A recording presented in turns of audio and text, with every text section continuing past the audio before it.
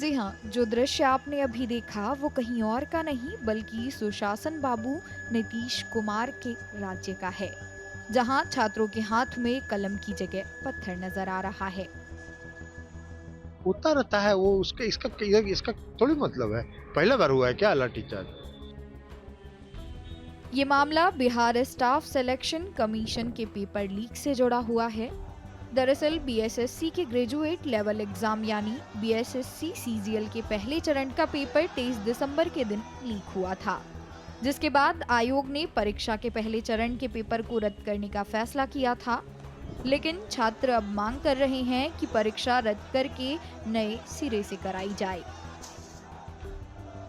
जिसके चलते 4 जनवरी के दिन पटना में बीएसएससी पेपर लीक मामले को लेकर छात्रों ने राज्य सरकार के खिलाफ पटना में विरोध प्रदर्शन किया।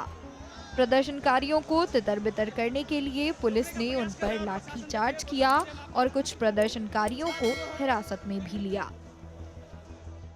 सरकार का घोर निंदनीय कार्य है इस तरह से शांतिपूर्ण जुलूस पर बच्चों के पर लाठी बरसाने का। विजय सिन्हा जी नेता हैं और नेता का काम बोलना होता है। उनके नाम के साथ, उनके पद के साथ नेता लगा हुआ है।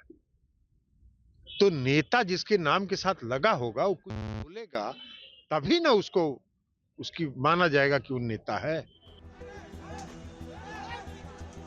अब इस मामले को लेकर विपक्ष दल के नेता विजय कुमार सिन्हा का बयान आया, जिसमें उन्होंने कहा कि ये बहुत दुखद और दुर्भाग्यपूर्ण है।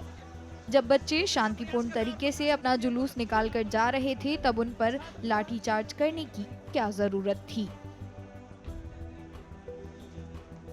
दुखद और दुर्भाग्यपूर्ण है। इस तरह की घटना सरकार के संवेदनहीनता का परिचायक है। बच्चे जब शांतिपूर्ण ढंग से अपना जुलूस लेके जा रहे थे और उसको घेर कर जिस तरह से बर्बरतापूर्ण ढंग से लाठीचार्ज इस ठंड के मौसम में किया, उसकी क्या मांग था? उसको तो बच्चे को बुला करके गंभीरता से उसकी बात को सुननी चाहिए थी।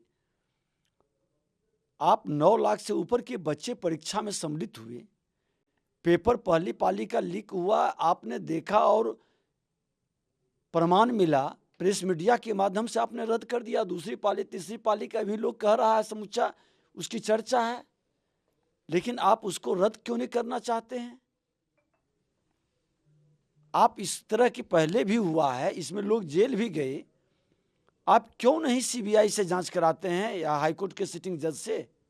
जब आपकी मंशा साफ है तो बच्चों की बात को तीनों पाली की परीक्षा रद्द करके फिर से एग्जामिनेशन लेने से क्यों घबराते हैं?